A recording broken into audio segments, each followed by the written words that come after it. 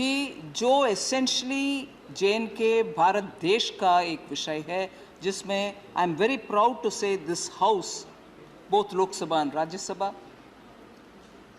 in 1991 passed a resolution saying those parts which are under occupation, illegal occupation of Pakistan, are also integral part of India. 1991. It's essentially an India-related issue we are talking about.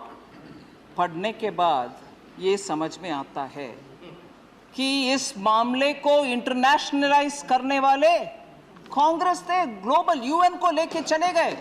कौन लेके गया? पढ़ने के बाद हमें मालूम होता है सर, हमारे देश के प्रधानमंत्री जी, जो फर्स्ट प्रधानमंत्री जी है, पंडित जवाहरलाल नेहरू जी, इसको यूएन में लेके चले गए। क्यों? क्यों? बिकॉज समवेयर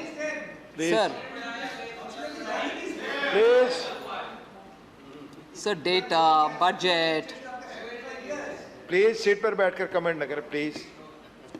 पढ़ने के बाद जानकारी बोलने में क्या एतराज है? पढ़ने के लिए आप ही तो इनवाइट किया, पढ़ने के बाद हम बोल रहे हैं, इसको सुनने का क्षमता भी रखना चाहिए।